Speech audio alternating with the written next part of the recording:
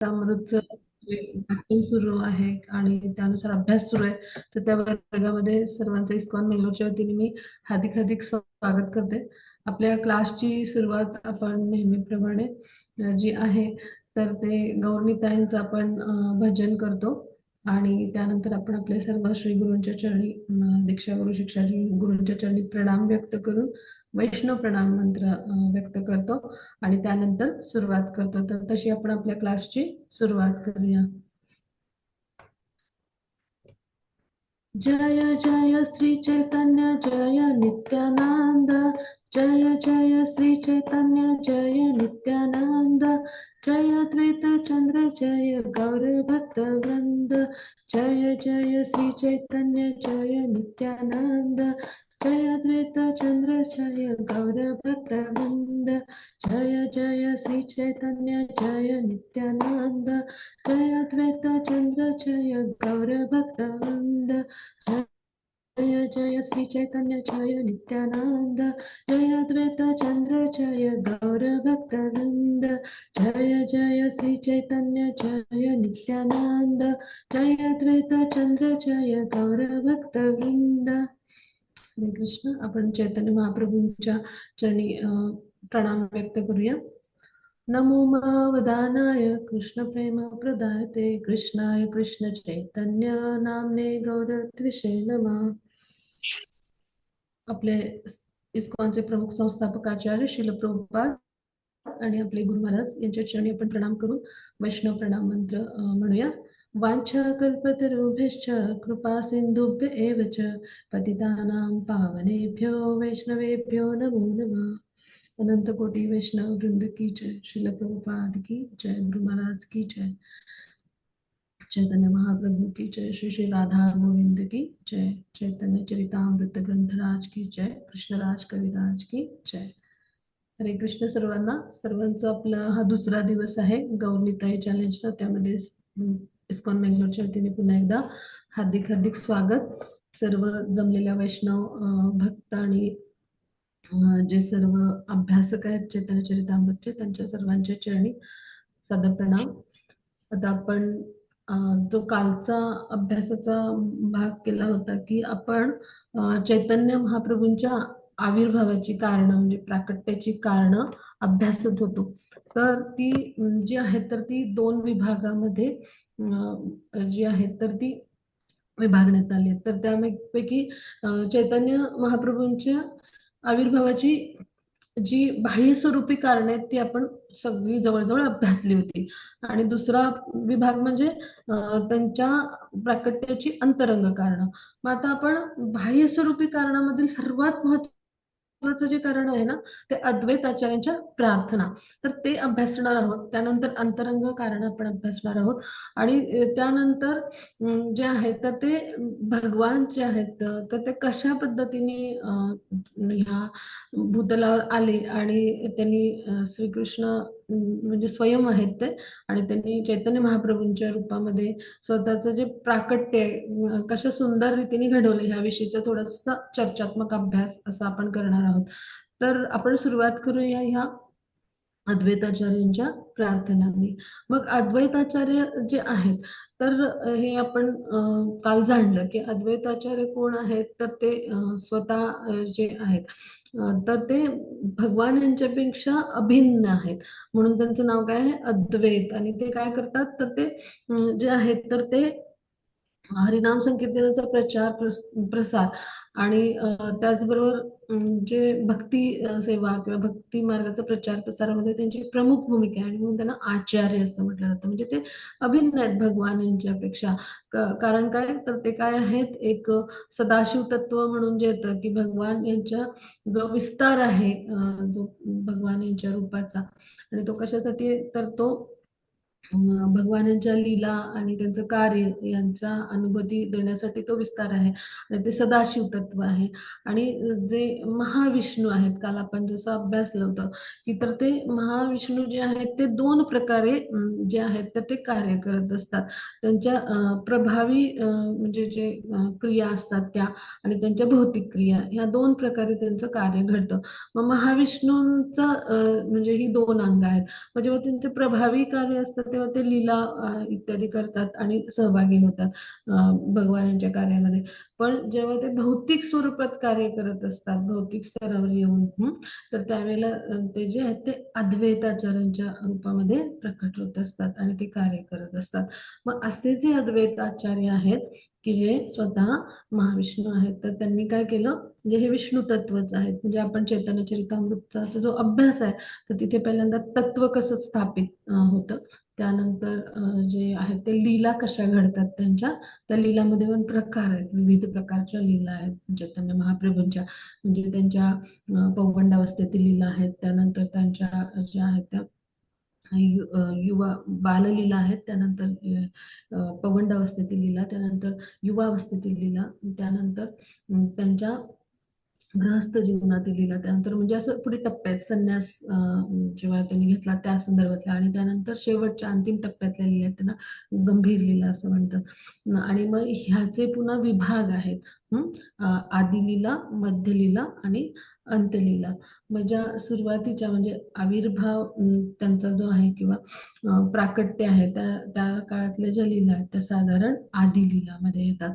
आणि त्यांचं ज्या बाललीला आहेत आणि त्यांचं जे प्राकट्य झालं म्हणजे त्यांच्या बाललीलापासूनच्या पुढचा भाग, म्हणजे तर त्यांचं प्राकट्य झाल्यानंतर त्यांच्या ज्या बाललीला घडल्या त्यांच्या पुढचा जो भाग आहे लीलांचा, आणि ज्या त्यांच्या गृहस्थ संन्यासी जीवनापर्यंत घडल्या, तर त्या सगळ्यांना शेषलीला म्हणतात. मग या शेषलीलामध्ये पुन्हा भाग आहेत, विभाग आहेत, की त्यांच्या सुरुवातीच्या काळातल्या ज्या लीला आहेत तर त्या काही त्यांना मध्यलीला म्हटलं जातं, आणि ज्या त्यांच्या संन्यस्त जीवनानंतरच्या ज्या लीला आहेत तर त्यांना गंभीर लीला किंवा म्हणजे त्या गंभीर लीला म्हणून ओळखल्या जातात स्थानामुळे तिथल्या, पण त्यांना अंत्यलीला म्हणून जाणलं जातं. मग हे साधारणतः ढोबळमानाने विभाग आहेत. पण विशेष करून भगवान जे आहेत तर त्या ते जे आहेत तर त्यांच्या ज्या लीला आहेत ह्या कशासाठी करतात, तर त्यांचं जे आहे म्हणजे त्यांचं जे प्राकट्य आहे ते कशासाठी आहे आणि त्या लीला कशासाठी करतात, ह्याचं एकमेव कारण आहे की हरिनाम संकीर्तनाचा प्रचार प्रसार करणं. म्हणजे प्रत्येक ठिकाणी, म्हणजे अगदी बाल्यावस्थेपासून आपण कुठल्याही अवस्थेपर्यंत गेलो त्यांच्या गृहस्थाश्रम संन्यास जीवन, तरी त्यांच्या प्रत्येक लीलेमागे त्यांचं कारण, म्हणजे कारण काय आहे, तर हरिनाम संकीर्तन जे आहे तर त्याचा प्रचार प्रसार, म्हणजे जो युगधर्म आहे, तर हे आपण सगळ्यांनी समजून घेतलं. मग आता अद्वैताचार्य जे आहेत तर त्यांनी काय काय अनुभवलं आणि त्यांनी कशा प्रार्थना केल्या हे आपण अनुभवणार आहोत. म्हणजे त्याच्यातून आपल्याला अद्वैताचार्यांची जी भूमिका आहे तर ती लक्षात येईल. मग अद्वैताचार्यांनी विचार कसा केला की जर अवतार म्हणून श्रीकृष्णच येत असतील तर ते स्वतःच्या व्यक्तिगत उदाहरणाने भक्तीचा प्रचार प्रसार करतील. आणि मग जे असे जे श्रीकृष्ण आहेत तर ते काय यावेत, तर ह्यासाठी त्यांनी जे आहेत तर त्याच्यावर कसा विचार केला तर ते आपण समजून घेणार आहोत. तर जगाची अवस्था पाहून अद्वैताचार्यांना खूप करुणा आली आणि लोकांच्या हितासाठी आता आपण काय करायला हवं असा त्यांनी विचार केला. म्हणजे इतके ह्या भौतिक जगतामधल्या म्हणजे जी भोगाची वृत्ती आहे त्यामध्ये हे सगळे लोक जे आहेत ते गुंतलेले होते, आणि जन्ममृत्यूच्या चक्रातून सर्वता सोडवणूक करण्यासाठी भगवान यांच्या दिव्य सेवा भक्तीमध्ये कुणालाही काही स्वास्थ्य उरलं म्हणजे उरलंच नव्हतं. आणि त्या सगळ्या ते सगळे जे होते ते भवरोगाने पीडित असेच लोक बनत चालले होते. आणि हा जो भवरोग आहे तो कृष्ण भावनेनेच नष्ट होऊ शकतो. आणि त्यासाठी मग आता काय करता येईल असं विचार करत होते अद्वैताचार्य. मग त्यावेळेला अद्वैताचार्य विचार केला की हे श्रीकृष्ण स्वतः व्यक्तिगत म्हणजे स्वरूपात स्वतःच्या उदाहरणानेच येऊन भक्तीचा प्रचार करतील. आणि मग त्यासाठी मग त्यांनी काय ठरवलं की आता आपण काय करूया की शुद्ध भावनेने श्रीकृष्णांची आता आपण आराधना करूया, की ज्यामुळं हे जे हीनदीन जे भक्त आहेत तर ते ते सगळे जे आहेत तर ते श्रीकृष्णांच्या कृपेस प्राप्त होतील, आणि अखंडपणे म्हणून मी त्यांच्या चरणांशी विनंती करत राहीन. अशा पद्धतीने त्याने विचार केला. मग आता हा जो विचार होता त्यानुसार त्यांनी मग आता काय करायला सुरुवात केली की आपण कसं बरं श्रीकृष्णांना वश करावं, म्हणजे ह्यावर त्यांचं मनन चिंतन झालं. मग आता ह्या ज्या म्हणजे क्रियाकलाप आहेत की अशा ज्या क्रियाकलाप आहेत की ज्याद्वारे श्रीकृष्णांचं मन जिंकता येईल ते कोणते होते, तर ते आपल्याला आता अद्वैताचार्यांच्या भूमिकेतून कळणार आहेत. मग जेव्हा मी दिव्य नाम संकीर्तनाचा शुभारंभ करण्यासाठी कृष्णांना प्रवृत्त करण्याला समर्थ होईल, तेव्हा आणि तेव्हाच माझं हे अद्वैत नाव आहे हे सफल होईल असं त्यांना वाटलं. म्हणजे पहा, अद्वैत म्हणजे जे आहे त्याचं अभिन्न, म्हणजे कृष्णांपासून जे अभिन्न आहे ते. मग अद्वैत प्रभूंना असा विचार मनात आला की जर मी असं त्यांना प्रवृत्त करू शकलो कृष्णांना की स्वतः ते येतील आणि अवतरित होऊन ह्या दिव्य नाम संकीर्तनाचा शुभारंभ करतील, तर आणि तरच काय होईल की म्हणजे माझ्या ह्या अद्वैत नावाची सफलता जी आहे ती सिद्ध होईल. आणि मग त्यांनी तळमळीने प्रार्थना करायला सुरुवात केली. मग आता आपण पुढच्या स्लाइड मध्ये बघूया की त्यांनी कशा प्रार्थना केल्या. हा, मग त्याची पुढची स्लाइड घेऊया आपण. हरे कृष्ण. हरे कृष्ण. मग त्याची पुढची स्लाइड घेऊया.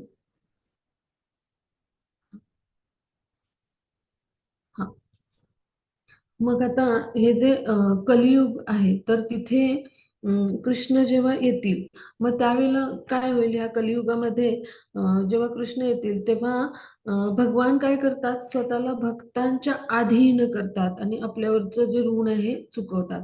मग असा विचार करून आचार्य जे आहेत म्हणजे अद्वैताचार्यांनी भगवानांच्या आराधनेला आरंभ केला. म्हणजे की भगवान स्वतः येऊन ते स्वतःच्या उदाहरणातून शिकवतीलच. त्याचबरोबर कलियुगामध्ये कसं आहे की जे हरिनाम संकीर्तन जे आहे तर त्याचा शुभारंभ करण्यासाठी कृष्ण स्वतः म्हणजे काय येऊ नयेत या कलियुग म्हणजे कलियुगामध्ये प्रकट होऊ नयेत. आणि त्यांच्या प्राकट्यासाठी मला काय करायला लागेल, कृष्णांची खूप शुद्ध भावाने प्रार्थना करायला लागेल. त्यांच्या चरणी तळमळीच्या प्रार्थना जेव्हा मी करेन त्यावेळेला काय होईल, तर कृष्ण हे प्रकट होतील.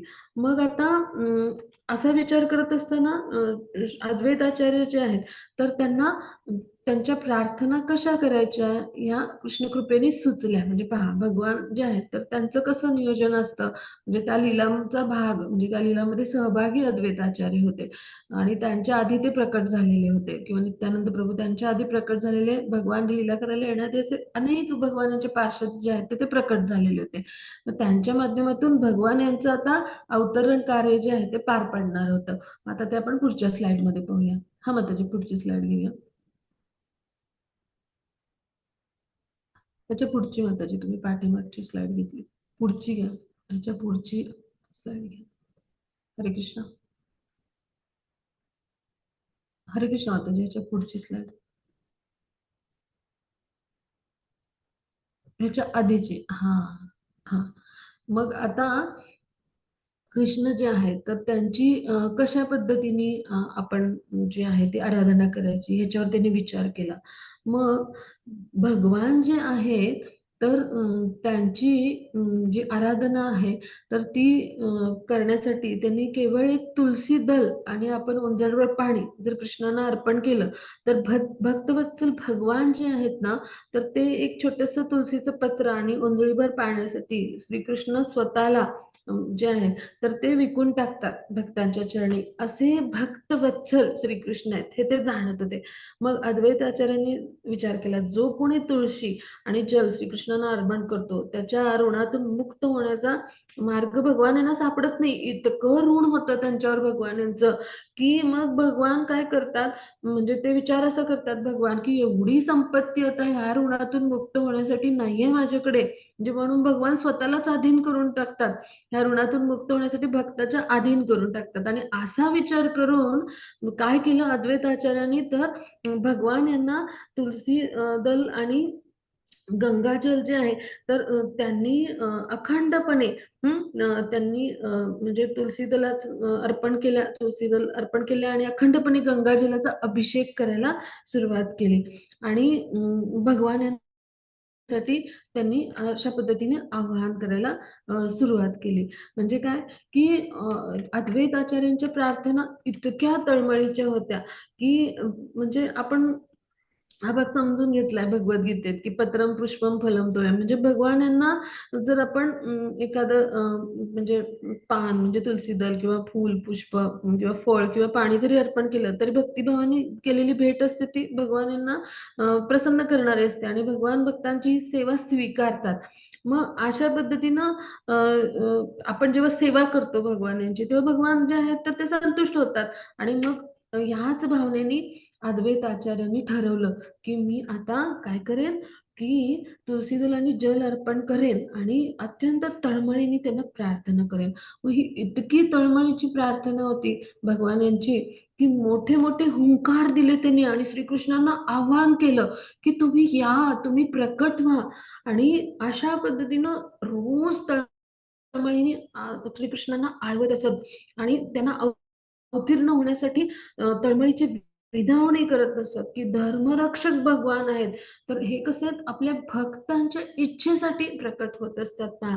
म्हणजे गोपीच्या ज्या आहेत तर त्यांच्यासाठी सुद्धा भगवान काय म्हणतात की त्या गोपीजन जे आहेत त्यांचं इतकं ऋण आहे माझ्यावर आणि त्यांनी माझी इतकी सेवा केली आणि त्यांचा इतका माझ्यासाठी विशुद्ध प्रेमभाव आहे की मी त्या प्रेमाचं माझ्यावर जे ऋण आहे ना त्याच्यातून कधी मुक्तच नाही होऊ शकणार. मी त्यांना त्या प्रेमाची परतफेड करूच नाही शकणार. आणि म्हणून त्यांनी काय केलं की वृंदावन सोडून ते निघून गेले द्वारकेला. म्हणजे अनेक कारणं होते त्या भगवानांच्या म्हणजे त्या वृंदावन जे आहे धाम तर ते सोडून त्यापैकी हे कारण आहे की इतकं प्रेम आहे की त्या ऋणातून मी मुक्तच होऊ शकणार नाही. आणि म्हणून थोडस म्हणजे तुलसीचं एक पत्र आणि थोडंसं गंगाजल अर्पण जरी केलं तरी भगवान काय करतात स्वतःला त्या भक्ताच्या स्वाधीन करून टाकतात, स्वतःला विकून टाकतात. असे भगवान भक्तवत्सल आहेत. म्हणजे प्रेम जे आहे भगवान आणि भक्त यांच्यामध्ये त्या प्रेमाचं आदान प्रदान होत असतं. आणि म्हणून अद्वैताचार्यांनी अशा तळमळीच्या प्रार्थना केल्या आणि त्यांची जी प्रार्थना आहे तर ती जी आहे ती भगवान यांच्यापर्यंत पोहोचली. आणि मग भगवान जे आहेत तर त्यांच्या प्रार्थना करताना अद्वैताचार्य कशी सुंदर प्रार्थना करायची तर तो भाव आपण समजून घेऊया. म्हणजे आपण देखील आपल्या प्रार्थना करताना आपले जे आचार्य आहेत त्यांच्या चरणचिन्हांचं अनुसरण करायचा प्रयत्न निश्चितच करू शकू.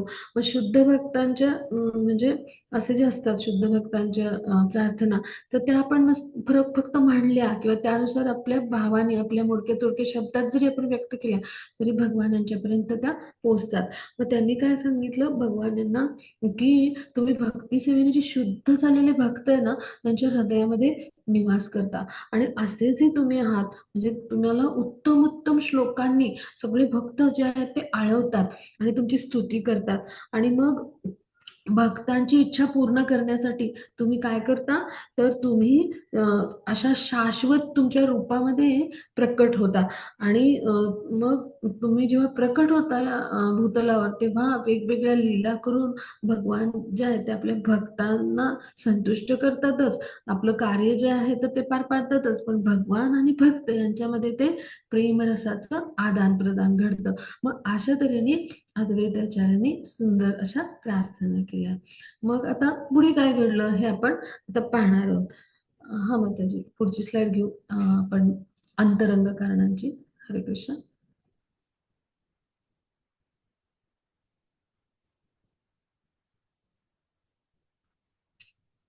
ह्याच्या आधीची माताजी अंतरंग कारण आणि तो श्लोक आहे ना एक ह्याच्या आधी पुढे गेलात तुम्ही. ह्याच्या आधी अद्वैताचार्यांच्या प्रार्थना आहेत ना त्या सुरू होण्याआधी 2 स्लाइड आहेत. एक अंतरंग कारण म्हणजे इंटरनल रिझन्स आणि एक श्लोक असलेला प्रार्थना आहे. हरे कृष्ण. तर आता या ज्या प्रार्थना आहेत अद्वैत आचार्यांच्या तर ह्या ज्या आहेत तर त्या फळाला आल्या आणि त्यामुळं भगवान यांनी जे आहे ते प्रकट व्हायचं ठरवलं. पण आंतरिक कारण कुठली होती भगवान यांच्या प्राकट्याची त्याच्याबद्दल आपण थोडस जाणून घेणार आहोत. मग आता आंतरिक कारणामध्ये स्वतःच्या 3 हेतूंसाठी भगवान जे आहेत ते अवतरित झाले ते. मग आता त्यातला महत्वाचा पहिला हेतू किंवा पहिलं आंतरिक कारण जे आहे तर ते आपण आपण समजून घेणार आहोत. तर ते म्हणजे काय आहे, की दिव्य कृष्ण प्रेम जे आहे तर त्याचं आदान प्रदान करणाऱ्या कोण आहेत, तर सर्वश्रेष्ठ अशा राधाराणी आहेत. म्हणजे त्यांच्यामध्ये दिव्य भाव आहेत आणि सर्वश्रेष्ठ अशा भक्त आहेत भगवानाच्या. मग राधाराणींचा जो दिव्य भाव आहे ना, तर तो जो भाव आहे तो अनुभवण्यासाठी आणि तो जो दिव्य प्रेमरस आहे त्याची अनुभूती थोडक्यात करण्यासाठी जे आहेत तर ते चैतन्य महाप्रभूंच्या रूपात भगवान जे आहेत ते प्रकट झाले.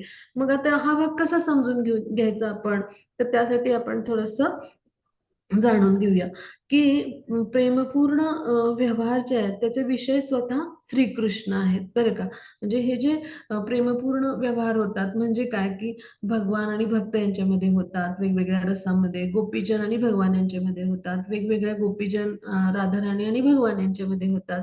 तसे सगळे जे प्रेमपूर्ण व्यवहार आहेत हे अत्यंत दिव्य आहेत बरं का. आणि मग असे दिव्य जे प्रेमपूर्ण व्यवहार आहेत ह्या भक्तांमधले आणि भगवान यांच्यामधले, तर ह्यासाठी म्हणजे श्रीकृष्ण जे आहेत ते स्वतः विषय आहेत आणि आश्रय जे आहेत त्याचा ह्या श्रीमती राधाराणी आहेत. म्हणजे काय, की विषय जे आहे ना तर ते भगवान आहेत ह्या प्रेमपूर्ण व्यवहारांचा. म्हणजे ह्या सगळ्यांचा विषय काय असतो, भगवान यांच्या संतुष्टीसाठी आपण प्रत्येक आपलं कर्म करूया. म्हणजे प्रत्येक कृती जी आहेत ते गोपीजन काय करतात, भगवान यांच्या संतुष्टीसाठी करतात. प्रत्येक कर्म त्यांना भगवान यांच्या संतुष्टीसाठी करायचं, जेणेकरून कसे कृष्ण आनंदी होतील ह्याचाच फक्त विचार करतात गोपीजन किंवा राधाराणी. आणि भगवान यांचे जे भक्त आहेत की दिव्य रसामध्ये भगवान यांच्याशी ते जोडले गेलेले असतात, तर ते काय विचार करतात, केवळ आणि केवळ कृष्ण यांना मी कसं संतुष्ट करेन हाच विचार करतात. म्हणजे हे जे प्रेमपूर्ण व्यवहार आहे त्याचा विषय आहे श्रीकृष्ण आणि त्याचा जो आश्रय आहे तर त्या राधाराणी आहेत. आणि ह्या माध्यमातून म्हणजे राधाराणीचा जो भाव आहे, भावस्थिती आहे ती जी आहे तर ती धारण करून म्हणजे त्याद्वारे या प्रेमरसाचं आस्वादन करण्यासाठी जे आहेत तर ते भगवान श्रीकृष्णांनी ठरवलं की मी राधा राणींच्या भावामध्ये प्रकट होईल बरं का. आता आपण इथे समजून घेऊया की जे वेगवेगळे लोक आहेत म्हणजे अ, जे वैकुंठ लोक आहेत तर तिथे जो आहे हा जो माधुर्य रस आहे तर तो तिथे नसतो सगळ्या वैकुंठ लोकांमध्ये. तर तिथे जो गोलोक वृंदावन भाग आहे तर त्याचा पण गोलोक वृंदावनचा जो भाग आहे म्हणजे जो वैकुंठ सर्वश्रेष्ठ वैकुंठ म्हणतो आपण त्याला, तर त्याचा जो व्रज हा भाग आहे, व्रजभूमी हा जो भाग आहे, विशिष्ट म्हणजे त्याचा आंतरिक भाग म्हटलं जातं. तर तिथं हा प्रेमरसाचं म्हणजे या माधुर्य रसाचं आणि त्या माधुर्य रसातला परकीय भाव. तर परकीय भाव म्हणजे काय, की तर आपण समजून घेणार आहोत की परकीय भाव हा कसा समजून घ्यायचा. तर अ, जे दाम्पत्य आहे विवाहित तर त्यांचे जे पती आणि पत्नीमधलं प्रेम आहे त्याला म्हणायचं स्वकीय भाव. म्हणजे पत्नीला पतीविषयी प्रेम असणं आणि पतींना पत्नीविषयी तर त्याला म्हणायचं स्वकीय. मग परकीय भाव म्हणजे काय, की आपले पती सोडून दुसऱ्याविषयी जे आहे तर प्रेम भाव असणं. पण हा भौतिक जगतातला आपण घेऊया नको, हे दिव्य असे उच्च कोटीचे आध्यात्मिक भाव आहेत. आणि हे आपलं जे भौतिक स्तरावरचं काम जीवन आहे आणि तिथले जे भाव आहेत ना हे विकृत आहेत. तर ह्याच्या पलीकडे खूप उच्च स्तरावरचे हे भाव आहेत. हा भाग आपण समजून घेऊया. आणि तो जो परकीय रस आहे त्या परकीय रसामध्ये म्हणजे जिथे कृष्ण उपपती आहेत गोपीजन आणि राधाराणी, तर ह्या भावामध्ये तिथे व्रज जो भाग आहे व्रजभूमी ज्याला म्हटलं जातं तर तिथे आस्वादन होत असतं आणि हा फक्त व्रजभूमीमध्येच जो आहे तो हा भाव पाहायला मिळतो. मग तिथे जे भगवान आहेत तर त्यांनी काय पाहिलं, की ह्या ज्या गोपीजन आहेत यांना सतत मला संतुष्ट कसं करता येईल एवढाच त्यांच्या मनात ध्यास असतो. राधाराणी तर विसरूच शकल्या नाहीत भगवान यांना. इतका त्यांच्या मध्ये तळमळीचा भाव आहे श्रीकृष्णाविषयी आणि प्रेम आहे. आणि मग त्यामुळे काय झालं, की कृष्ण जे आहेत त्यांना हा भाव जाणून घ्यायचा आहे. की आपला जो हा दिव्य प्रेमभाव आहे आपल्यामध्ये, हे दिव्य जे माधुर्य आहे म्हणजे ही जी दिव्य माधुर्य जे आहे किंवा हा जो प्रेमरस आहे त्याचं जे माधुर्य आहे हे समजून घ्यायचं आहे. मग गोपीजनांना चा भाव, राधाराणींचा भाव किंवा वेगवेगळ्या भक्तांचा भाव ते समजत होते. पण असा जो भाव आहे तो तो समजून जरी घेतला तरी प्रत्यक्ष तो भगवान यांनी अनुभवलेला नाही ना. आणि म्हणून स्वतःचा जो दिव्य असा माधुर्य भाव आहे, की ज्यामध्ये प्रेमरसाचं हे आस्वादन करतात, जे आहेत गोपीजन राधाराणी, तर तो त्यांना समजून घ्यायचा आहे, हे दुसरं कारण. आणि त्यासाठी भगवान यांनी प्रकट व्हायचं ठरवलं. म्हणजे काय, इथे आपण समजून घेऊया एका उदाहरणाच्या माध्यमातून. की आपण जे आहेत तर आपल्या समोर एखादं आता आंब्याचं चित्र कोणी आणलं, किंवा एखादं पोस्टर आंब्याचं, किंवा एखादी आपण म्हणू ना, की त्याची प्रतिकृती आपल्या समोर ठेवली आंब्याची. तर काय होईल की ही जी आंब्याची प्रतिकृती आहे ही पाहून लगेच आपण कल्पना करू की, किंवा आपल्या मनात जो आहे तो विचार येईल. मग त्याची खूप पुढच्या स्लाइड्सवर जात आहे, हे खूप पुढच्या लिहिलेचे स्लाइड आहेत. इंटरनल रिझन्स म्हणून जी स्लाइड आहे ना सुरुवातीला, तिथे जाऊन थांबा. आणि त्यानंतर एक श्लोक आहे महत्वाचा, तो आपण इंटरनल रिझन्स मध्ये घ्यायचा आहे. तर आधी अंतरंग कारण आहेत ना, तर ती मी इथे जी आहेत तर ती इथे स्पष्ट करते. तर आपण तो भाग आधी करूया. तर आंब्याचं जेव्हा आपण चित्र पाहतो, किंवा आंब्याचं एखादं पोस्टर पाहतो आपण, किंवा त्याचं म्हणजे जे म्हणजे आंब्याचं जे मॉडेल पाहतो, तर आपल्या समोर असं कोणी ठेवलं तर आपल्या मनात काय विचार येतो की हा आंबा म्हणजे असा केशरी रंगाचा आहे, पिवळसर केशरी असतो, मग त्याची चव अत्यंत सुंदर असते आणि खूप मधुर असतो तो. आणि मग तो असा आपण छान पिकलेला आंबा घेतो, मग त्याचा रस होतो, मग त्याला कापून खाता येतं, म्हणजे असे सगळे विचार आपल्या मनामध्ये येतात. म्हणजे आपण काय करतो, कल्पना करतो त्याचं प्रतिबिंब पाहून ह्या चित्राच्या रूपातलं, किंवा त्याचं म्हणजे आपल्या समोर जे मॉडेल आहे ते पाहून आपण ते काय करतो, तर ती कल्पना करतो आपण त्या प्रतिबिंबाला पाहून, हो की नाही. मग तसं श्रीकृष्णांना ही कल्पना जी आहे ती कळाली होती. पण प्रत्यक्ष आता म्हणजे जेव्हा आपण आंबा प्रत्यक्ष आपल्या समोर येतो आणि तो कापून खातो, तेव्हा त्याचा जो गोडवा, त्याची जी चव आहे, तर ती आंबा जो आहे तो कापून खाल्ल्यावरच आपल्याला कळेल, हो की नाही. आणि मग ह्यासाठी भगवान जे श्रीकृष्ण आहेत त्यांनी काय ठरवलं, आपण स्वतःच अवतरित व्हायचं आणि हा जो दिव्य प्रेमरस आहे आणि त्याचं जे माधुर्य आहे ना, ते स्वतः अनुभवायचं, हो की नाही. जसं आपण साखरेला मुंग्या लागलेल्या पाहतो, म्हणजे आपल्याला मुंगीच व्हावं लागेल त्या साखरेच्या कणाकणाची गोडी चाखायला, अशा पद्धतीने. आणि ह्यासाठी भगवान यांनी काय ठरवलं की स्वतः आधी तो दिव्य रस आहे, तो दिव्य प्रेम माधुर्य ते चाखायचं, अनुभवायचं. आणि मग आपण त्याविषयी इतरांना शिकवण देऊ शकू आणि तो अनुभव घ्यायचा. ह्यासाठी त्यांनी काय केलं, तर स्वतःला प्रकट करायचं ठरवलं. मग आता याच्याही पुढे जाऊन, म्हणजे हा दुसरा हेतू झाला. आता तिसरा हेतू काय आहे तो आपण समजून घेणार आहोत. तर तिसरा हेतू असा आहे की भगवान जे आहेत, म्हणजे ती हे तिसरं अंतरंग कारण आपण अभ्यासतो आहोत. तर राधाराणींनी काय केलं की ज्या सुखाचं आस्वादन केलं, म्हणजे जेव्हा राधाराणी ज्या आहेत ते कृष्ण प्रेमामध्ये स्थित होत्या, भगवत प्रेमामध्ये स्थित होत्या, तेव्हा त्यांनी ज्या सुखाचं आस्वादन केलं ते सुख आपल्याला पण घेता आलं पाहिजे, ह्या इच्छेने जे आहेत ते भगवान चैतन्य जे आहेत ते अवतीर्ण झाले, बरं का. हे त्यांच्या अवताराचं तिसरं कारण होतं. म्हणजे काय, की राधाराणींनी काय केलं, भगवानांचा संग केला आणि त्यांच्या संगतीचं सुख घेतलं. मग तेच सुख, म्हणजे तिने जसा माझा संग करून सुख घेतलं, मग तेच सुख मी म्हणजे तिच्या संगतीचं सुख जे आहे, म्हणजे तर ते मी घेतलं. पण मी कसं घेतलं की कृष्ण या म्हणजे भावामध्ये, म्हणजे परम पुरुषोत्तम भगवान ह्या नात्याने भगवान यांनी म्हणजे भगवान म्हणजे परम श्रेष्ठ या नात्याने त्यांनी जे सुख घेतले. पण प्रत्यक्ष राधाराणीचा जो भाव आहे आणि तिने माझ्या संगतीचं जे सुख घेतले, ते जर मला घ्यायचं असेल, तर तो जो दिव्य रस आहे तो आमच्या दोघांच्या म्हणजे या जोडप्यामध्ये, किंवा हे जे दिव्य युगुल आहे यांच्यामध्ये राधाराणीने माझ्यापेक्षा त्या दिव्य रसाचं आस्वादन अधिक केलंय. आणि ते जर मला अनुभवायचं असेल तर मला काय करायला लागेल, राधा राणींची भावस्थिती समजून घ्यायला लागेल आणि ती स्वतः अंगीकारल्याशिवाय मला हे सुख कसं बरं अनुभवता येईल असं कृष्णांना वाटलं. आणि म्हणून त्यांनी काय केलं की राधा राणींचा भाव घेतला. हम्म. आणि राधा राणीच्या भावामध्ये ते प्रकट झाले. म्हणजे श्रीकृष्ण जे आहेत त्यांचा हा भाव जो आहे तो परकीय भाव आहे.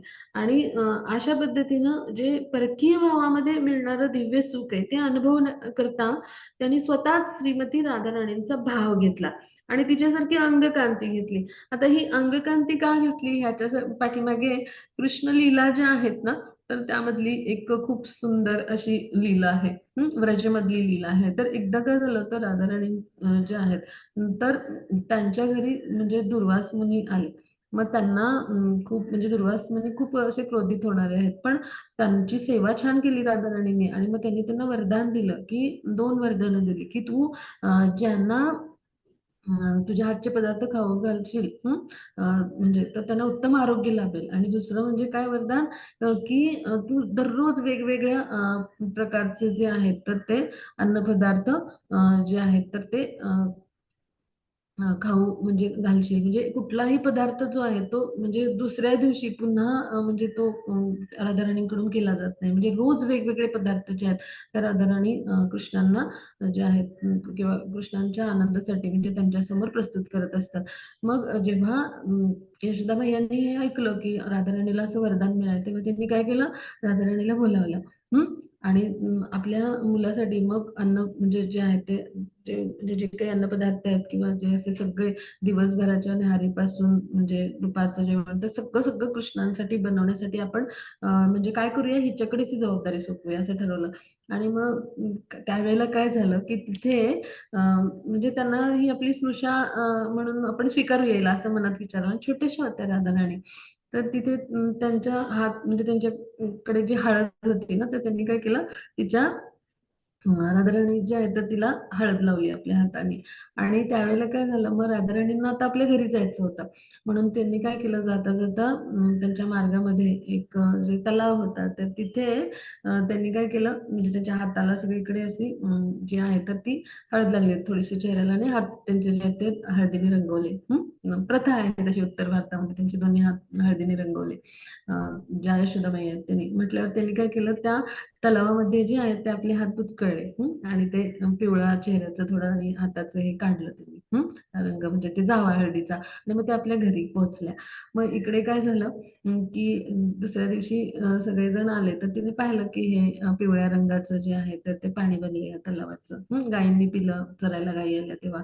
हं आणि मग तिथं गोपीजन वगैरे सगळे आले होते. मग त्यावेळेला कृष्णांनी काय केलं त्या तलावातलं पाणी पिलं आणि मग त्यामुळे त्यांचा रंग कसा बनला तर पिवळा म्हणजे जे त्यांचा जो म्हणजे गोरा वर्ण आहे ना तो पिवळसर गोरा आहे पहा. म्हणजे सोन्याचा रंग जसा असतो ना तशा पद्धतीचा.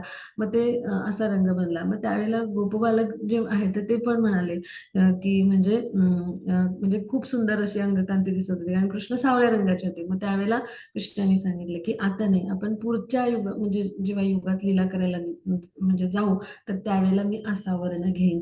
आणि मग ते जो तलाव आहे तर त्याचं नाव काय आहे पिली पोखर असं. ही सुंदर लीला घडली वृंदावनमध्ये. अजूनही तो पिली पोखर म्हणून ती लीलास्थळी आहे आणि आपण तिथे भेट देऊ शकतो.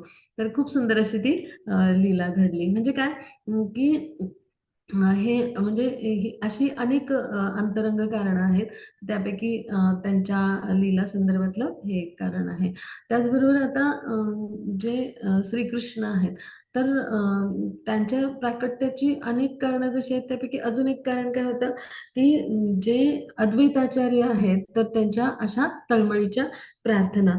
आणि सर्वात महत्वाचं म्हणजे काय अद्वैताचार्यांनी का त्यांना प्रार्थना केल्या तर अ, हरे कृष्ण महामंत्र जो आहे म्हणजे महामंत्राचा संकीर्तनाचा प्रचार करण्याकरता अद्वैत आचार्यांनी त्यांना साथ घातली भगवानांना. आणि हे म्हणजे हे जे कारण आहे चैतन्य महाप्रभू जे आहेत तर त्यामुळं प्रकट झाले.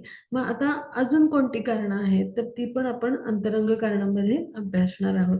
मग त्यासाठी आपण थोडस अंत्यलीला क्षमा असेल आदिलीलाचा अध्याय 4 जो आहे तर त्यातला काही भाग समजून घेणार आहोत. तर शास्त्र असं घोषित करतात की पृथ्वीचा भार नाहीसा करण्यासाठी कृष्ण अवतीर्ण झाले बरं का.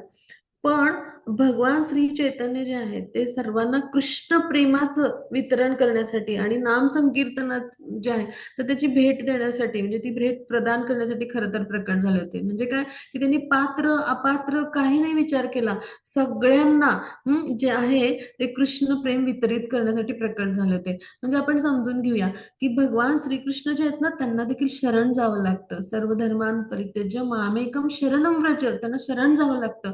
पण ही अट आहे, म्हणजे भगवान श्रीकृष्ण असे सहजासहजी कुणावर म्हणजे अशी कृपा नाही करते, त्यांना शरण जावं लागतं आणि शरणागतीचे त्या 6 टप्प्यांमधून जावं लागतं आपल्याला. अनुकूलस्य संकल्प, प्रतिकूलस्य वर्जनम, हा श्लोक माहिती आहे आपल्याला. तर इतक्या टप्प्यांमधून गेल्यावरती आपल्याला जी आहे तर ती कृष्णांची कृपा होऊ शकेल. पण चैतन्य महाप्रभू कसे आहेत, अत्यंत दयाळू कृपाळू करुणा अवतार आहेत. म्हणजे त्यांना महावदान आहे म्हणतात. आपण कृष्णांना काय म्हणतो, हे कृष्ण करुणा सिंधू दीनबंधू जगतपते, म्हणजे असे करुणेचा सागर असलेले आणि त्याच्याही पुढे जाऊन महावदान आहे, म्हणजे अत्यंत करुणामयी असे चैतन्य महाप्रभू आहेत. मग पात्र अपात्र म्हणजे असं काही त्यांनी कुठली अट ठेवलेली नाही. जे कोणी पतित जीव आहेत आपल्यासारखे त्या सगळ्यांना प्रेमाचं वितरण करायला आणि हरिनाम संकीर्तनाची भेट देण्यासाठी चैतन्य महाप्रभू जे आहेत ते अवतरित झाले. म्हणजे पहा, चैतन्य महाप्रभूंचं प्राकट्य आणि हरिनाम संकीर्तन म्हणजे जे आहे हरिनाम संकीर्तनाचं प्राकट्य हे एकदमच आहे. हरिनाम प्रभू आहेत ते, है ना, हरिनाम म्हणजे, तर त्यांचं प्राकट्य आणि चैतन्य महाप्रभूंचं प्राकट्य हे त्यामागचं आणखी एक कारण होतं. मग आता ह्याच्या पुढे जाऊन आणखी कुठलं कारण होतं ते आपण समजून घेणार आहोत. की आता साक्षात भगवान जे आहेत तर ते जगाला धारण करण्याचं कार्य करतात, पण ते त्यांच्या विष्णू या रूपामध्ये, म्हणजे विष्णू तत्व जे आहे तर त्या रूपामध्ये, म्हणजे अनेक भगवानांचे सांश विस्तार आहेत, तर त्यातलं विष्णू तत्व जे आहे त्यांचं म्हणजे विष्णू स्वरूपामध्ये, म्हणजे जगाचा भार हरण करण्याचा त्यांचा एक काळ असतो बरं का. म्हणजे एक ठराविक काळामध्ये जगाचा भार हरण करण्यासाठी भगवान अवतरित होतात. आणि भगवान श्रीकृष्ण जे आहेत तर ते प्रत्येक युगामध्ये पण अवतीर्ण होत असतात. म्हणजे दुष्टांचा संहार करण्यासाठी, भक्तांचा उद्धार करण्यासाठी, धर्मतत्वांची संस्थापना करण्यासाठी, आणि त्याचबरोबर श्रीकृष्ण जे आहे तर ते जे आहेत तर ते त्यांच्या लीला प्रकाशित करण्यासाठी आणि सृष्टी म्हणजे सृष्टीचं पालन पोषण जे आहे तर ते करतच असतात. पण आध्यात्मिक संस्कृतीचं पुनरुज्जीवन करण्यासाठी, म्हणजे समाजामध्ये जी भौतिकता आहे किंवा पापाचा भार वाढलेला असतो त्यावेळेला, अशा वेळेला ते प्रकट होत असतात दिव्य लीलांच्या माध्यमातून. आणि त्याचबरोबर अजून एक कृष्णांचं कार्य आहे की सृष्टीचं जे व्यवस्थापन आहे ना ते योग्य दिशेनं जर होत नसेल, ते कार्य जर होत नसेल तर त्यावेळेला पण ते प्रकट होतात बरं का. तर अशी 3 कारणं आहेत.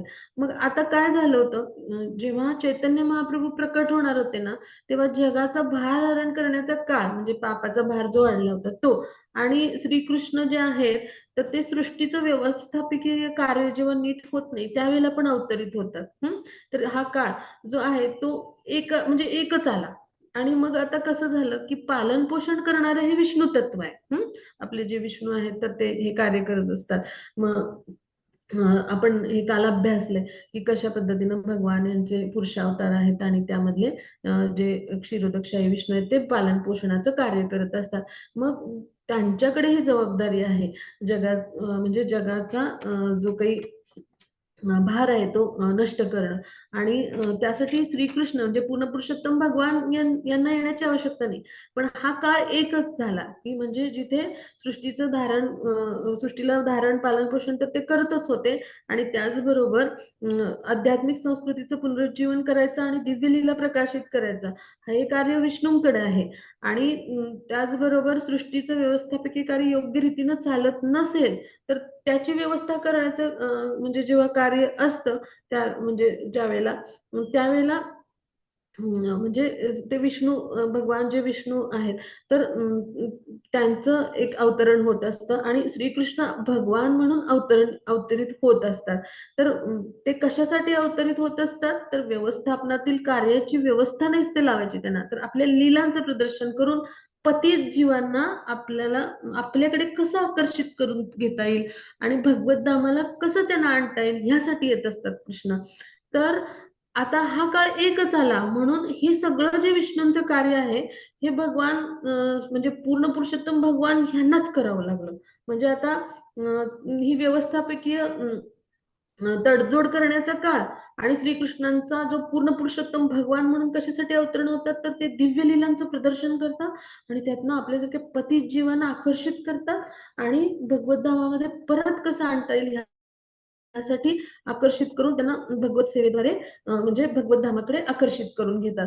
मग हा काळ एकच आल्यामुळं काय झालं, म्हणजे योगायोगाने तो एकच आला आणि म्हणून श्रीकृष्ण जे आहे तर ते अवतीर्ण झाले, म्हणजे पूर्ण पुरुषोत्तम भगवान स्वयं अवतीर्ण झाले आणि मग त्यांनी काय केलं, सृष्टीचे पालन करते भगवान विष्णू आहेत, त्यांचं हे म्हणजे ते स्वांश विस्तार आहेत, त्यांचं पण हे सगळं कार्य आणि हे पण अवतरणाचं त्यांचा हेतू, हे सगळंच कार्य स्वतःच करून टाकलं. म्हणजे पूर्ण पुरुषोत्तम भगवान जे आहेत त्यांचे हे स्वांश कला रूप हे त्यांच्या अवतरणाच्या वेळी त्यांच्याशी सगळे एकरूप होऊन गेले. म्हणजे पूर्ण पुरुषोत्तम भगवान जेव्हा अवतरित होतात तेव्हा हे सगळे अवतार त्यांच्यामध्ये येतात आणि म्हणून काय झालं की भगवान जे आहेत त्यांचं नारायण रूप, वासुदेव, संकर्षण, प्रद्युम्न, अनिरुद्ध सगळे मत्स्य अवतार, लीला अवतार, युग अवतार, मनवंतर अवतार, किती पण अवतार जे काही सगळे आहेत भगवानांचे, हे श्रीकृष्णांच्या रूपात एक होऊन जातात अशा वेळी जेव्हा हा काळ एक होतो तेव्हा. आणि मग त्यामुळे श्रीकृष्ण जे आहेत ते स्वतःलाच अवतरित करतात आणि मग असतील तर म्हणजे त्या म्हणजे त्यांच्या रूपामध्ये ते एकरूप होत असल्यामुळं ते विद्यमान असतात वर्तमान काळात. मग त्यावेळेला जो असुरांचा संहार असतो तेव्हा विष्णू असतात ते वर्तमान असतात त्यावेळेला, म्हणजे भगवान यांच्याच विग्रहात ते समाविष्ट झालेले असतात आणि असुरांचा संहार करण्याचे कार्य दुय्यम आहे भगवानांच्या कार्यामध्ये. पण त्यांच्या अवतीर्ण होण्यामागे म्हणजे पूर्ण पुरुषोत्तम भगवान हे अवतीर्ण होण्यामागे जर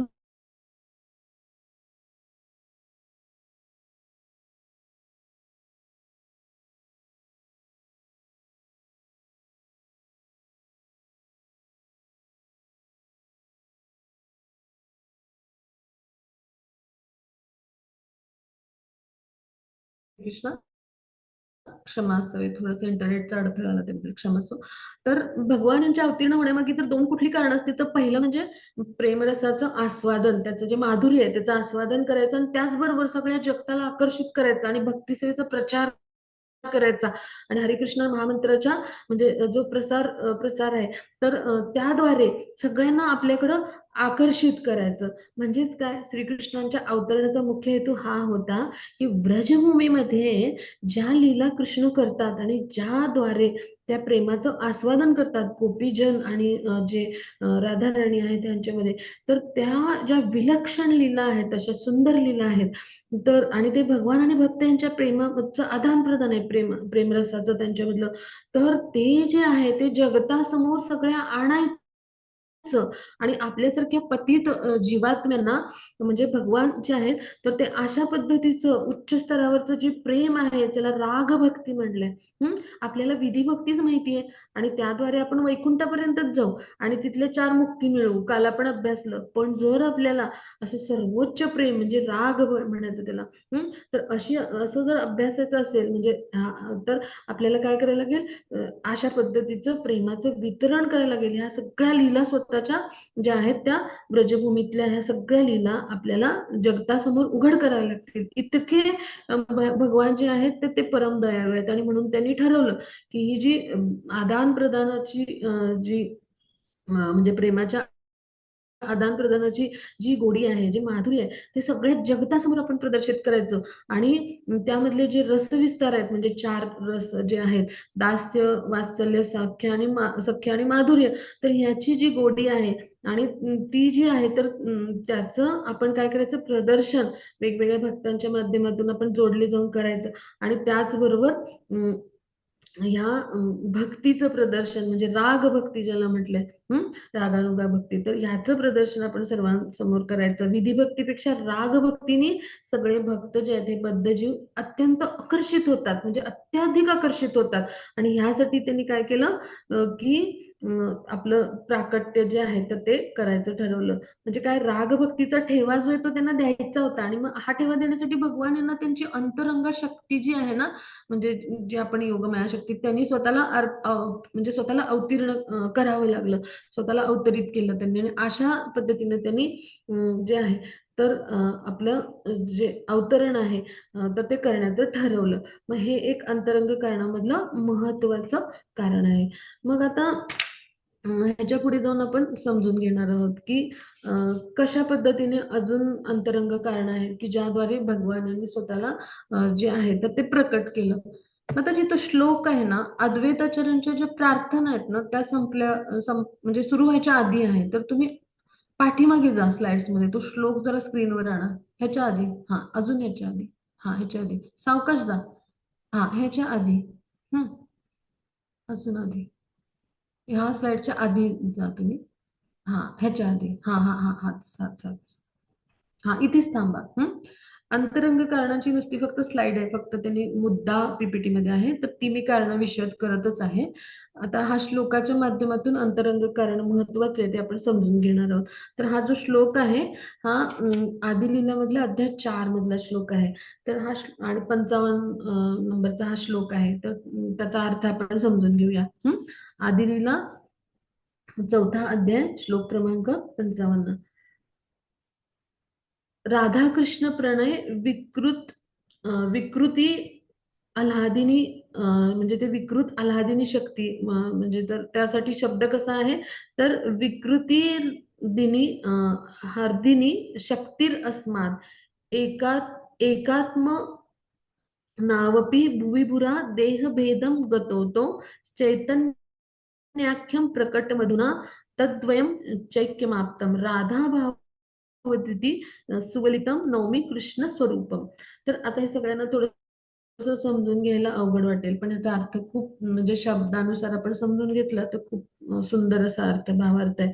तर राधा कृष्ण प्रणय विकृती आल्हादिनी शक्ती, असं ह्याची फोड आहे. म्हणजे काय की जे राधा राणी आहेत आणि भगवान श्रीकृष्ण जे आहेत, तर त्यांचा जो म्हणजे जो त्यांचं मध्ये जो प्रेमरसाचं जे आदान प्रदान आहे, म्हणजे त्यांच्यामधलं ह्या प्रेमसंबंधाचं आणि त्याद्वारे प्रेमरसाचं जे आदान प्रदान आहे, तर ते जे आहे तर ते अंतरंग शक्ती भगवान यांची, त्याला म्हणायचं आल्हादिनी शक्ती, तिचं दिव्य असं प्रकटीकरण आहे. हा पहिल्या वाक्याचा अर्थ होतो. मग आता आपण पुढे जाऊन समजून घेऊ की राधाकृष्ण हे कसे आहेत, तत्वानी अभिन्न आहेत. म्हणजे एकात्मना वपी भुवी पुरा देह भेदम गतोतो. म्हणजे काय की ते देहाने तसे आहेत, एक आत्मनो, दोघे एकाच रूपात आहेत. म्हणजे देहाने ते म्हणजे क्षमा असेल, ते देहानी जरी वेगळे असले तरी राधा श्रीकृष्ण हे तत्वानी अभिन्न आहेत. म्हणजे दोन देह आहेत राधा आणि कृष्ण, पण ते जे आहेत तत्व जे आहे ते कृष्ण तत्वच आहे. त्यांनी स्वतःला शाश्वतपणे भिन्न केलंय राधा राणी आणि श्रीकृष्ण असं, पण ते तत्वानी एकच आहे. आणि म्हणून काय म्हटलंय, एक आत्मनो असं म्हटलंय. आणि मग असे जे आहेत तर त्या असे जे राधा आणि कृष्ण आहेत, तर ही जी तत्व आहेत स्वतंत्र रूपाने ओळखली जाणारी म्हणजे व्यक्तिमत्व कशी आहेत, श्रीकृष्ण चैतन्यांच्या रूपामध्ये जे भगवान आहेत, तर ते स्वयं श्रीकृष्णच आले. पण त्यांनी काय केलं, राधा भाव घेतला. पण हे जे आहेत दोन व्यक्तित्व त्यांनी एकत्र आणली. म्हणजे थोडक्यात, म्हणजे राधा राणींचं व्यक्तित्व वेगळं आहे आणि श्रीकृष्णांचं व्यक्तित्व वेगळं आहे, पण तत्व एकच आहेत, एक आत्मनो असं म्हटलं. मग स्वतः साक्षात श्रीकृष्ण असूनही जे श्रीमती राधा राणींच्या भावाने आणि तिच्या अंगकांतीने आलेले आहेत, तर असे जे आहेत तर ते भगवान श्रीकृष्ण आहेत. आणि मग त्यांना मी सादर प्रणाम करतो, अशा पद्धतीने कृष्णराज कविराज जे आहेत तर ह्या श्लोकामध्ये प्रार्थना करतात. मग ह्याच्यातून आपल्याला समजू येईल की कशा पद्धतीने जे आहे ते भगवान यांचं प्राकट्य जे आहे तर ते झालं. म्हणजे दोन देह जरी असतील, म्हणजे राधाकृष्ण एक आत्मा दुई देहधारी अन्योन्य विलसे रस आस्वादन करी. म्हणजे राधा आणि कृष्ण एक आहेत, पण दोन देह धारण केलेले आहेत त्यांनी, आणि प्रेमरसाचं ते आस्वादन करत काय करतात, एक दुसऱ्याच्या संगतीमध्ये जे आहे तर ते आस्वादनाचं सुख जे आहे ते अनुभवतात. मग आता वेदांत दर्शन काय सांगतं, शक्ती आणि शक्तिमान अभेद आहेत. म्हणजे ते एकरूपच आहेत, त्यांना एक दुसऱ्यांपासून विभक्त करताच नाही येणार. म्हणजे उष्णतेपासून अग्नीला कसं वेगळं नाही काढता येणार ना, तसं त्यांना वेगळं काढता येणं शक्य नाही. म्हणून चैतन्य महाप्रभूंनी अचिंत्य भेदाभेद हे तत्व मांडलं. मग आता राधा हे नाव जे आहे ते श्रीकृष्णांच्या सुखासमाधानाची सर्वश्रेष्ठ अधिष्ठात्री आहे असं सुचवतं. आणि म्हणून अशा रीतीने राधाराणींनी जशी भगवान यांची सेवा केली, तशी जीवांनी जी केलेली भगवत सेवा आहे ना, ती कृष्णांपर्यंत जर पोहोचवायची असेल तर त्याची मध्यस्थ म्हणजे कोण आहेत, श्रीमती राधाराणी, म्हणजे त्या माध्यम आहेत. आणि म्हणून आपल्याला जर श्रीकृष्णांच्या प्रेमाचं आस्वादन करायचं असेल, श्रीकृष्णांना संतुष्ट करायचं असेल, तर आपल्याला राधा राणींच्या कृपेची याचना करायला पाहिजे. म्हणून राधा राणींचा भाव घेतला चैतन्य महाप्रभूंच्या रूपात भगवान यांनी, की त्याद्वारे चैतन्य महाप्रभूंच्या कृपेद्वारे आपल्याला श्रीकृष्णांची कृपा प्राप्त होईल. म्हणजे राधा राणींचा भाव म्हणजे भक्ताचा भाव घेतला, की जो प्रेमी सेवक आहे सर्व श्रीकृष्णांचा सर्वश्रेष्ठ प्रेमी सेवक असं आपण म्हणू त्याला. आणि तो भाव घेऊन जे आहेत ते श्रीकृष्ण स्वयं प्रकट झाले. म्हणजे पहा की भगवान जे आहेत तर यांची कृपा मिळवण्यासाठी आपल्याला चैतन्य महाप्रभूंची कृपा मिळायला हवी. आणि चैतन्य महाप्रभूंची कृपा जर मिळवायची असेल तर सर्वात प्रथम आपल्याला कोणाची कृपा हवी, तर आपल्याला जे आहेत तर ते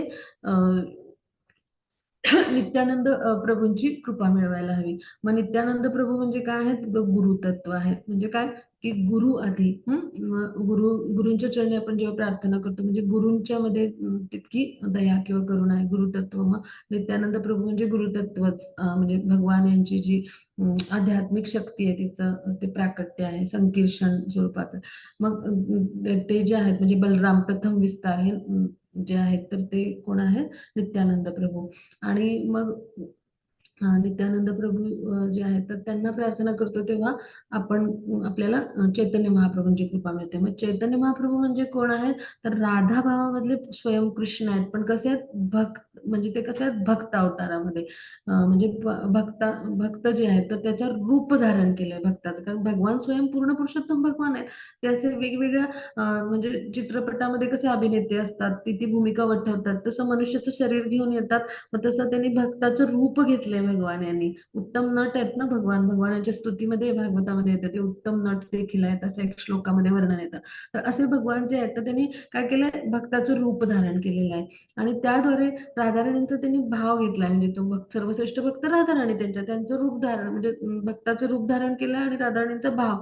त्यामुळे स्वयं कृष्ण आहेत त्यांनी राधाराणींचा भाव घेतला आणि त्याद्वारे ते कृष्णांची कृपा म्हणजे त्या सेवेद्वारे म्हणजे सर्व श्रेष्ठ प्रेमी भक्तच आपल्याला म्हणजे म्हणजे सेवक प्रेमी भक्त जो आहे तोच आपल्याला कृष्णांची कृपा कशी प्राप्त करायची आणि संतुष्ट करायची ते आपल्याला मार्गदर्शन करू शकेल. आणि ह्यासाठी आपल्यासारखी जी पतित जीवात्मे आहेत त्यांना अशा पद्धतीचा भाव धारण करून आपल्यासारख्या जीवात्म्यांना श्रीकृष्णांच्याकडे आकृष्ट करण्यासाठी चैतन्य महाप्रभू जे आहेत त्यांचं कार्य आहे. म्हणजे कलियुगामधले आपल्यासारखे पतित जीव जे आहेत तर त्यांना भगवान यांच्या सोबतच्या दिव्य नात्याची जाणीव करून तर ते देतातच. पण त्याचबरोबर चैतन्य महाप्रभू काय करतात? आपल्या म्हणजे राधा राणीच्या भावातलं जे आपलं प्राकट्य आहे त्याद्वारे ते काय करतात? आपल्याला कृष्ण प्रेमापर्यंत नेऊन पोहोचवतात.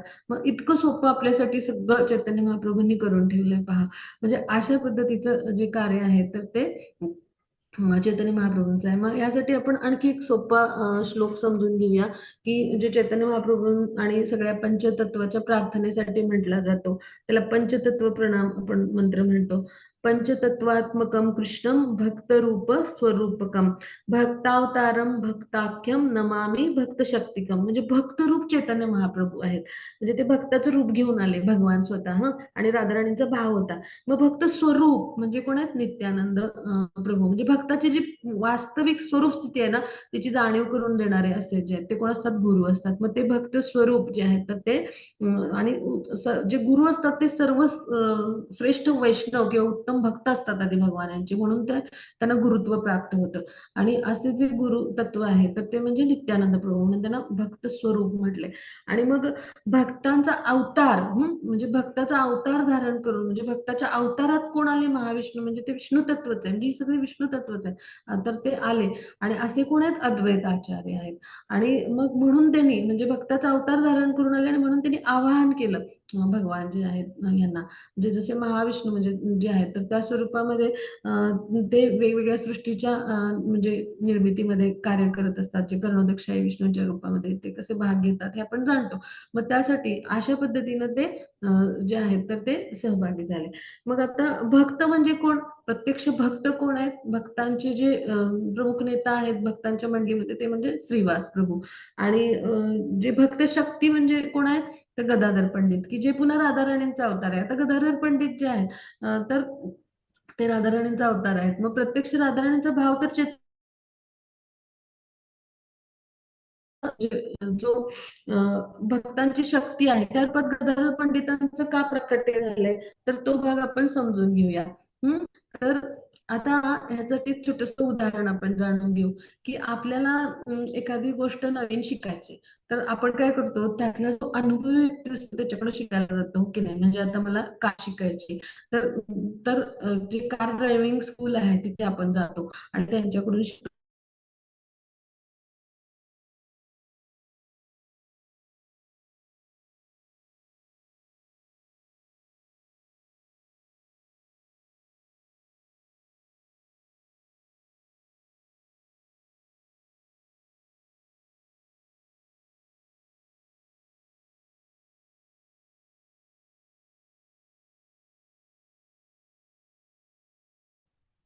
हरे कृष्ण.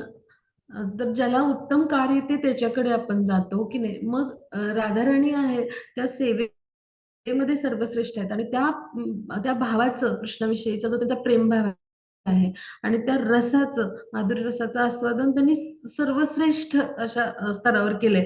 आणि म्हणून त्यांचा जो भाव आहे तो गदाधर पंडितांकडे आहे, की त्याद्वारे ते काय करतील, एक उत्तम अनुभवी म्हणून त्यांना मार्गदर्शन करत असतात. म्हणजे प्रेमाचं आस्वादन करायला आलेत भगवान जे आहेत, पण ते कसे आहेत, जे आहेत ते शिष्याच्या भूमिकेमध्ये थोडक्यात, म्हणजे अंतरंग कारणामध्ये. आणि राधा राणी कोण आहेत, म्हणजे सर्वश्रेष्ठ भक्त आहेत. मग दासानुदास होऊन आपण भगवान श्रीकृष्णांची कृपा जी आहे ती प्राप्त करू शकतो. मग गदाधर पंडितांचा जो भाव आहे तो राधा राणींचा भाव आहे. मग त्यांच्याकडून मार्गदर्शन घेऊन ह्या म्हणजे जो राधा भाव आहे, म्हणजे जो माधुर्य प्रेमाचं आस्वादन घेण्याची जी त्यांची भावस्थिती आहे, तर ह्या भावस्थितीचं जे आस्वादन आहे, ते श्री चैतन्य महाप्रभू करत असतात. आणि म्हणून शचीमातांनी काय सांगितलं होतं, सतत म्हणजे ते असे भावावस्थेत विव्हल व्हायचे किंवा अशा पद्धतीनं त्यांचं आस्वादन जेव्हा ते करायचे, तेव्हा सर्वात जवळचे म्हणून गदाधर पंडितांना काय सांगितलं होतं, ज्या शचीमाता आहेत त्यांनी, की तू सदैव यांच्यासोबत राहा. आणि अशा पद्धतीची सुंदर लीला, की पूरक सगळ्या गोष्टी या लीलेमध्ये चैतन्य महाप्रभूंच्या घडतात. आणि गदाधर पंडित जे आहेत तर ते त्यांना मार्गदर्शन करत असतात एक प्रकारे, की कशा पद्धतीचं ते भाव जे आहेत तर ते अनुभवायचं, किंवा ते कसं पद्धतीनं प्रेमाचं जे वितरण आहे त्याला, म्हणजे किंवा ती प्रेमाची जी स्थिती आहे माधुर्य प्रेमाची ती अनुभवायची. तर ह्यासाठी गदाधर पंडितांचं प्राकट्य आहे. तर अशा पद्धतीने ही जी पंचतत्व आहेत तर त्या माध्यमातून चैतन्य महाप्रभूंच्या म्हणजे सगळे शक्तीनिशी आणि तत्व, शक्ती आणि तत्व ह्यानुसार ते प्रकट होतात. आणि जेव्हा अशा पद्धतीने प्रकट होतात, हं, त्यानंतर ते शक्ती आणि तत्वाने प्रकट होऊन काय करतात, ते लीला करतात ह्या सगळ्यांच्या माध्यमातून. आणि त्या लीलांद्वारे काय करतात, ते जगताला, संपूर्ण जगताला उपदेश देत असतात. आणि तो उपदेश म्हणजे काय, हरिनाम संकीर्तन आहे त्याचा प्रचार प्रसार, की जो युगधर्म आहे. आणि त्याचबरोबर भगवत प्रेमाचं, कृष्ण प्रेमाचं मुक्त हस्तानं वितरण करतात ते. आणि त्याचबरोबर काय करतात, भक्ती सेवेचा प्रचार प्रसार करतात. म्हणजे भक्ती सेवा कशी करायची, तर हे सगळं जे व्रजाचे जे गोपीजन आहेत त्यांच्या माध्यमातून ते व्रजमधल्या ज्या लीला आहेत तर त्या विलक्षण लीलांच्या माध्यमातून ते जे माधुर्य प्रेम आहे, तर त्या माधुर्य प्रेम म्हणजे त्याचं प्राकट्य म्हणजे काय, की राग भक्ती किंवा राग मार्गाच्या माध्यमातून ते आपल्याला मार्गदर्शन करतात. तर ही सगळी अंतरंग कारण आहेत साधारण. तर अशी जी राधाराणी आहे श्रीकृष्णांच्या सगळ्या इच्छा पूर्ण व्हाव्यात या भावनेतून ती आराधना करते. आणि त्यामुळं पुराणे तिला राधिका म्हणून म्हणजे ओळखतात. म्हणजे जी आराधना करते ती राधिका. आणि कृष्णमयी आहे, ती प्रेमरसाने भारलेली आहे, कृष्णांशी एकरूप आहे. म्हणजे कृष्णमयी म्हणजे काय, की जिच्या आत बाहेर सगळीकडे श्रीकृष्ण, ती जिथे दृष्टिक्षेप टाकते तिथं पण कृष्णच असतात, अशा पद्धतीची राधाराणी आहे. आणि ती तिच्या भाव घेऊन तिच्या मार्गदर्शनाने भगवान जे आहेत ते आपलं जे म्हणजे माधुर्य प्रेम आहे तर ते त्याचं आस्वादन करीत असतात. मग आता इथं आपली सगळी अंतरंग कारण आणि भगवान जे आहे यांची बाह्य म्हणजे प्राकट्याची, त्यांच्या अवतारातली म्हणजे त्यांच्या अवतारामधल्या प्राकट्याची बाह्य कारण जी आहेत तर ती आपली पूर्ण झाली. तर आता आपण शचीसूत अष्टकम म्हणूया. आज कोण म्हणेल हरे कृष्ण? आणि त्यानंतर मग आपण कुणाला काही शंका असतील तर त्याच्यावर चर्चा करूया. कारण 5:30 वाजले आहेत. 5:30 वाजून 5 मिनिटं झाली पाहिजे. तर आपण शचीसूत अष्टकचे आहे तर ते म्हणूया. मग त्याची PDF शेअर करू शकाल हरे कृष्ण? जी माताजी, हरे कृष्णा. हा, शचीसूत अष्टकाची PDF शेअर करू शकाल? रेकॉर्डिंग स्टॉप करू ना माताजी? हा, चालू शकेल.